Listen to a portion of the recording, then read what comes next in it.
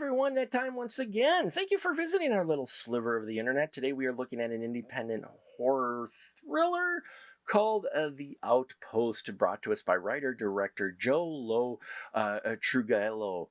And we have the story of Kate, who is, she's been through a very rough relationship, a very abusive relationship, to the point of where, yeah, it was life threatening, but she's out of it, but she's still dealing with the trauma from that relationship as well as other traumas she's suffered. Well, she decides that the best course of action may be to go isolate herself in a fire tower, and by pulling some strings and asking her best friend to pull some strings, her best friend's brother reluctantly gives Kate a post in a secluded fire tower on the mountain where she's going to be by herself for the most part for 3 months. Well, we watch as she's out there, and we soon find out she can't handle isolation well. And while there are a few people that do show up, there is starting to be a blend of what is in her mind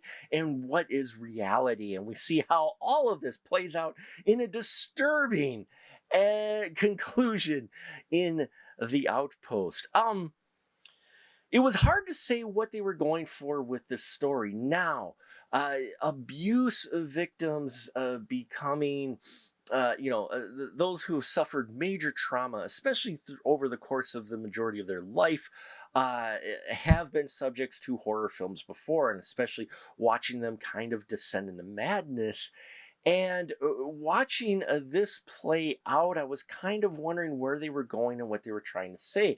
On one hand, and we've gotten other horror films like this to where it's saying if you've been abused, you're going to turn into this type of character, possibly. You might not, but it usually it ends up happening in horror films. On the other hand, you could look at the angle of The Outpost of it saying, here's an individual who needs help, who's reluctant to get help. She's tried to get help and the system has failed her. And, so she tries to take it on her own and makes not necessarily the right call. In fact, she has a series of bad calls as this film goes along. And so you could take it as that, as well as the system failing those who need the most help. So it was kind of, I was trying to kind of struggle which way they were going with it. And I think it could be interpreted kind of in both ways. Now, Kate is played wonderfully by Beth Dover. I loved her performance in this. It's mostly her show, and she does wonderful in this. Just watching her try to determine what's real, what's in her head. I loved how she played this. I felt for this character in the beginning, and by the end, well, you kind of have some other feelings about her, possibly.